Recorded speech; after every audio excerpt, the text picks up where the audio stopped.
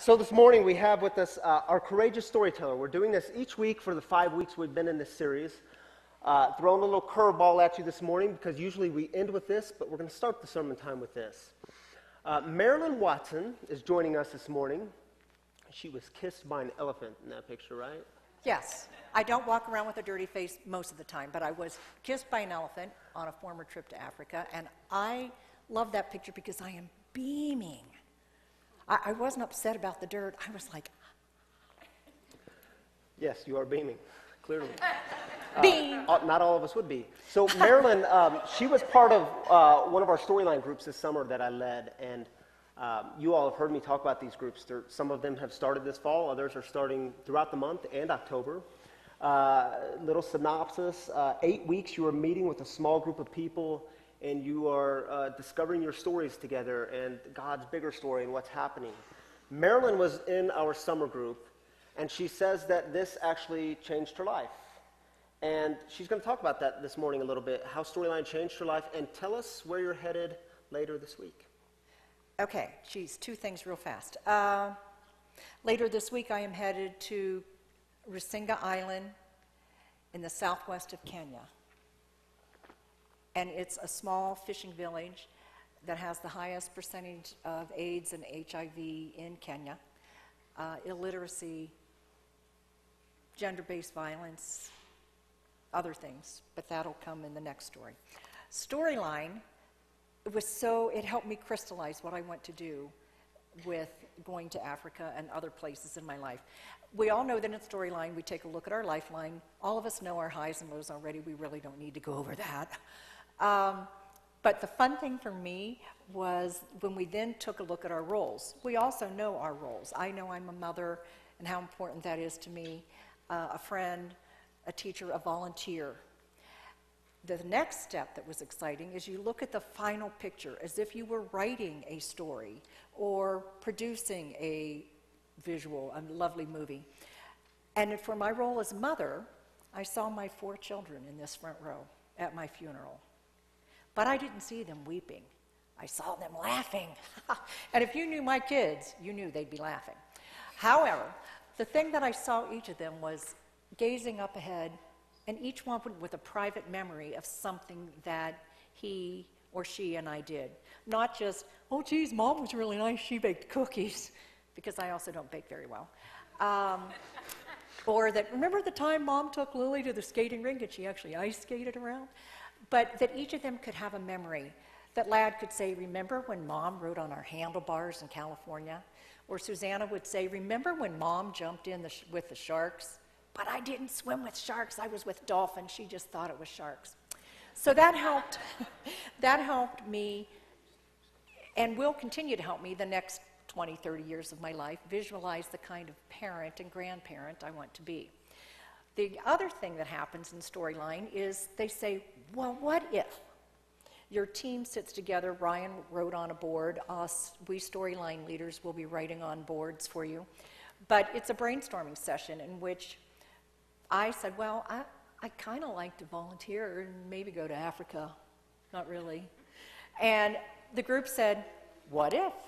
What if you did? What if you took all your money out of the bank and went? What if you did write a program for girls to learn to read? What if you did lead some women's empowerment programs? What if you went? So this Friday, I've taken my malaria shots, my typhoid shots, I've got my bags packed, not really, and I'm going to Africa because of Storyline. That's awesome. And by the way, that was just this summer, July. Yeah. Really quick, tell us, we're talking about the cross this morning and how the cross might shape our story. Tell us how the cross has shaped this story. Ryan recently loaned me a book called The Principles of Mercy, and it was written by a Jesuit priest, and if you know anything about the Jesuits, they're really cerebral, far-thinking. I really enjoyed reading it. But John Sobrino. And he spent a lot of time in El Salvador and was there when the American priests were martyred and murdered, 3 priests and 2 nuns in El Salvador. But he challenged us through the book He says, you know, the suffering of the third world, the marginalized, normally the southern hemisphere, not the northern hemisphere, the suffering, the assured death that they have, the guaranteed misery of their life is akin to Christ on the cross. If I can in any way alleviate any of that suffering, it will be I'm wiping the feet of Jesus. Thank you, Marilyn, for sharing. Do you have anything else you want to ask me? Oh, is there one thing you want to add? Did you hear me coaching? Is there something you would like to add, Marilyn? There is something I would like to add. Actually, there are two things I'd like to add. I am one of the most selfish people I know. I have a family that I adore. I am not Mother Teresa. I'm not a lifelong volunteer. This is a little scary for me.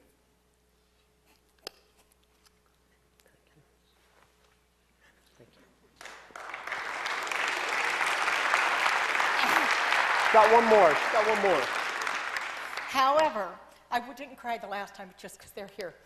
Somehow, the director of Project Humanity, with whom I'm going to be working, has heard about Ryan. I don't know how. And he is trying as hard as he can to get Ryan to come next spring.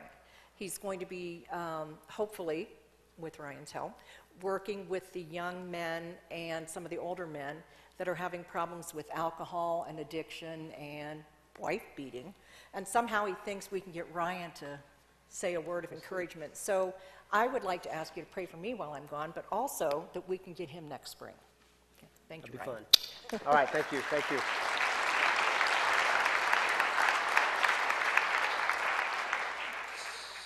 So have you ever noticed that in our culture, crosses are everywhere? I was getting my hair cut this week, and I was talking to the girl cutting my hair, and she began telling me about her tattoos, and I was telling her about mine. And she told me that on her spine, she has the word faith down her spine. And I'm thinking how much that would hurt. But then right on top of faith, she has this big cross. So I asked her, I said, so what's your religious tradition? What's your background? She says, oh, I'm not really religious. And I said, well, why the cross? And she says, well, I don't know, it's just kind of this reminder for me that God is always with me through the thick and thin. Pretty good answer for not being religious. Crosses are everywhere. Brief survey here. Raise your hand if you have a cross tattooed on your body. Oh, come on. Oh, there we go. There's a couple. Okay. Let me try another question. This one may get more of a response. Raise your hand if you are wearing a cross around your neck. A necklace. A few of you. Okay. Raise your hand if you have a cross displayed in your home or office. Look at that. Almost all of you have crosses. Now, here's what's really interesting. This becomes increasingly more interesting when we consider a brief history of the cross. The cross, it's a first-century execution device invented by the Roman Empire to make a statement about what happens when you defy the Roman Empire. And you all display this in your homes? Wear them around your necks? So, here's how it works. The Roman Empire, this was a massive, in the first century, roughly 2,000 years ago, a massive global military superpower. And here's what would happen. Some of the officials might roll into your region, and they would ask you a series of really simple questions, such as, do you believe Caesar is Lord? Do you believe Caesar, the Roman emperor, is the Son of God? Do you believe Caesar is the Prince of Peace, the King of Kings, and the Lord of Lords? Now, if you were to answer yes to this question, they would say, great. You are now one of us. We will protect you, and you are taxed by us, and your taxes will go towards us furthering our military expansion and conquering more land. Now, if you said no to this question, you were hung in public on this Roman execution device known as a cross. Now, here was the trick of the cross. The trick was they wanted to, because this was done in public, they wanted you to be in the most amount of suffering possible by the human body, but also to hang for the longest amount of time, so to breathe for the longest amount of time. So in a sense, the cross was a failure if you just hung there in immense amounts of pain and you just died right away. Equally, the cross was just as much of a failure if you hung on the cross in very, very little pain and you just kind of lingered for a long time.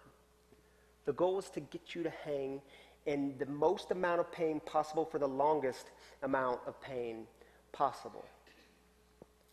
Also, roughly 2,000 years ago, a movement within the Roman Empire was exploding. And folks within this movement were saying some really wild things, like this Jesus of Nazareth, this one who walked the way of the cross and who gave up his life on the cross, this was God. In fact, some of the texts translate as, this is God in the fleshness. We now know it as the incarnation.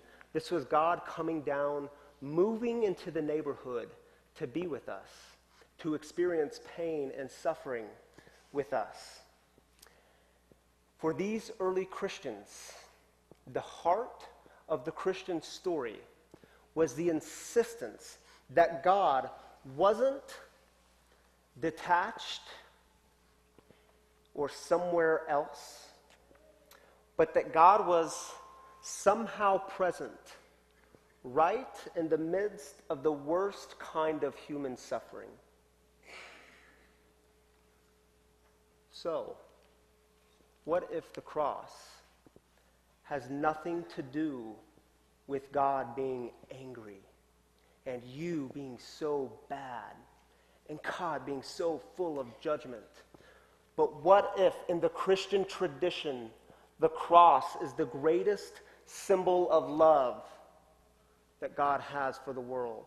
What if the cross is the greatest symbol of solidarity that God has with the world? And I happen to think this is really, really important. After last week's sermon, after last Sunday, some of you emailed me or Facebooked me, and we talked about negative terms and how we deal with these negative terms.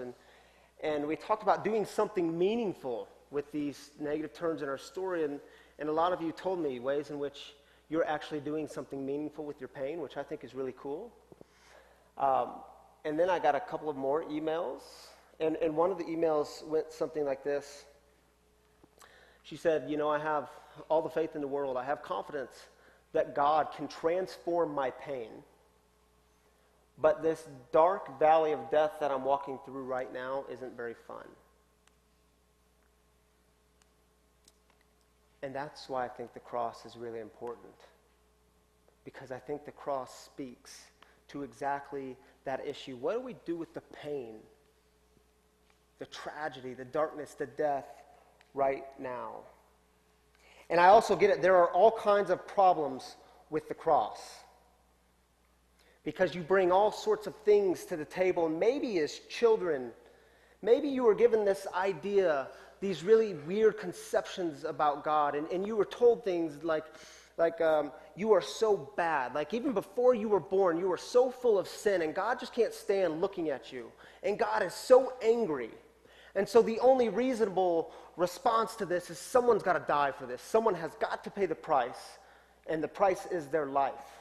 Now, luckily for you, we have this gracious, loving God who didn't take your life, but instead sent his one and only son, Jesus, to die this horrific death on the cross for you, so he took your place. The theological term for this is substitutionary atonement.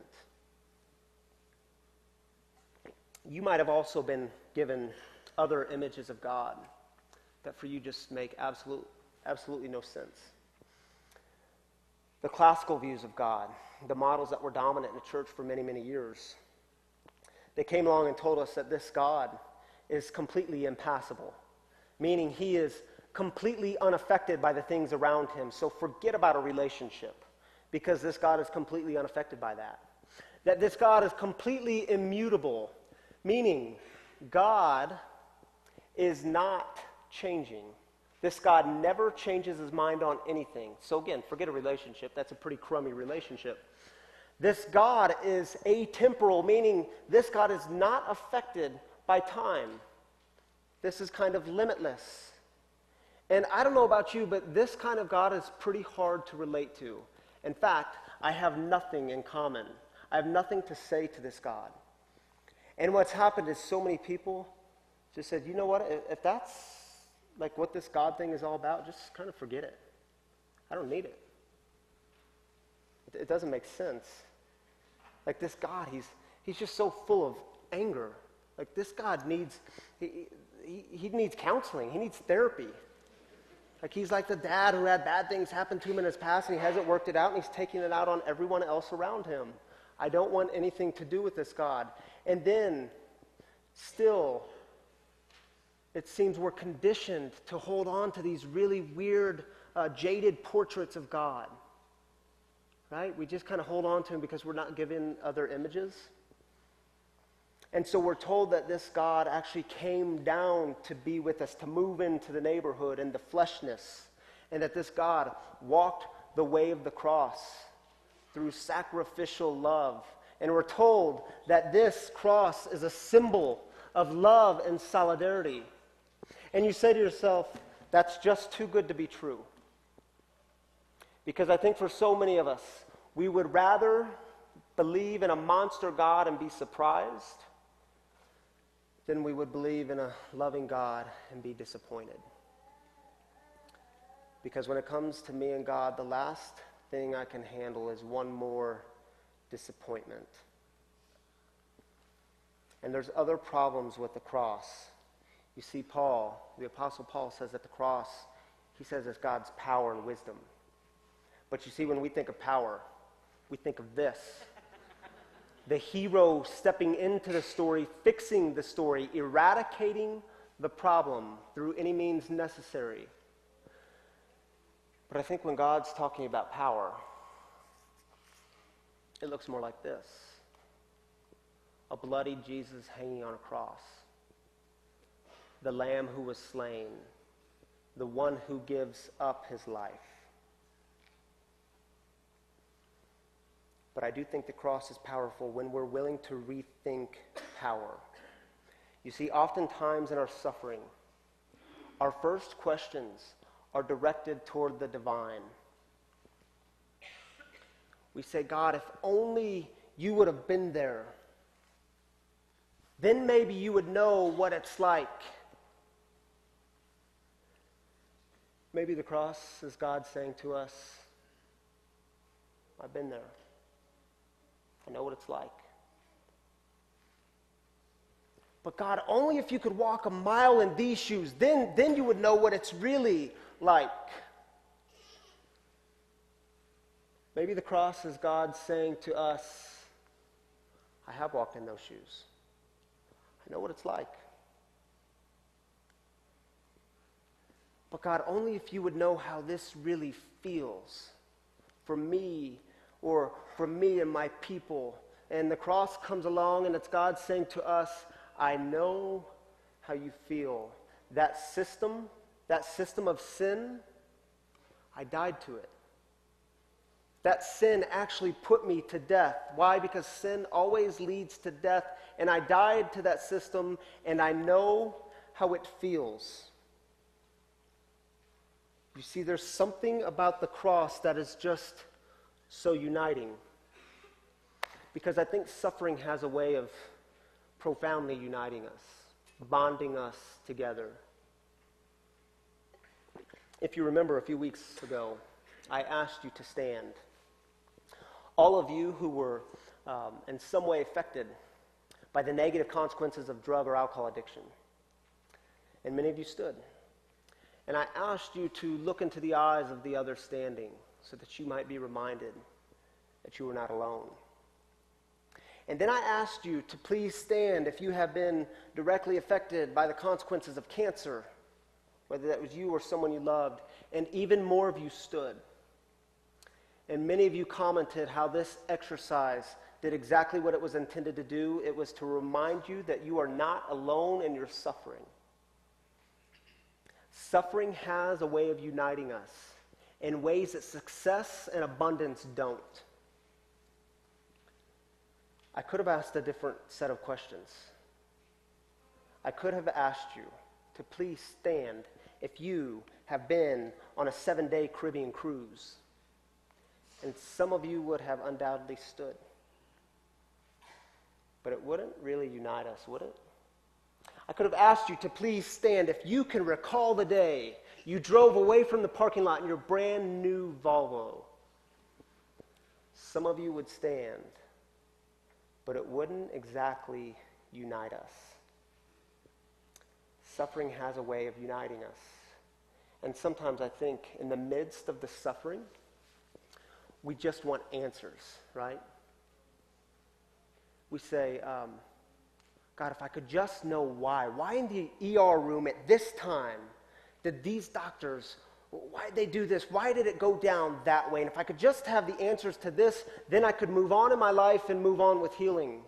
Or if God, if I could just have the answers to why he left me for her, then I could move on with healing. Or God, if I could just know exactly why he got in the car on that night and in that condition, then I could move on with my healing. But in my experience and observation, answers to those kinds of questions don't bring real healing. It might bring comfort for the moment, but healing comes through solidarity with those who suffer. Think about the stories that are always told years later. Think about the stories that are remembered. It's the story of so-and-so being with me when I received the news, and so-and-so was there with me, carrying my burden not just for weeks or months, but for years. So-and-so was with me, or this community was with me through this time in my life, and it actually sustained me and gave me new life.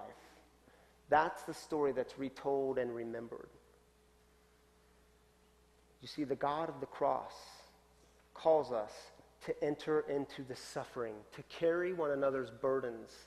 The God of the cross entered our world to experience pain and suffering with us. And that's why the Apostle Paul says, right before he says the cross is God's wisdom and power, he says, for so many, this message is foolish. Because it's a God who doesn't just step in and fix the story. It's not that kind of God. But it's the God who steps in and enters our pain with us. And for Paul, there's nothing foolish about that. So here's how he says it in Philippians to the early church. He quotes this early hymn. This was a well-known hymn in the Christian movement in the first century. And here's how it goes. Adopt the attitude that was in Christ Jesus. Though he was in the form of God, he did not consider being equal with God something to exploit. But he emptied himself by taking the form of a slave, by becoming like human beings. When he found, by the way, that's the incarnation. When he found himself in the form of a human, he humbled himself by becoming obedient to the point of death, even death on a cross. Therefore, God highly honored him and gave him a name above all names, so that at the name of Jesus, everyone in heaven, on earth, and under the earth might bow and every tongue confess that Jesus Christ is Lord, not Caesar. It's what made this movement so radical, to the glory of God the Father. What else made this movement so radical was God going to the cross and God giving us this really powerful, wise, loving message. I will never, ever, ever give up on you. I will never, ever, ever give up on the world. And when we walk the way of the cross, we join God in saying, and we won't give up either.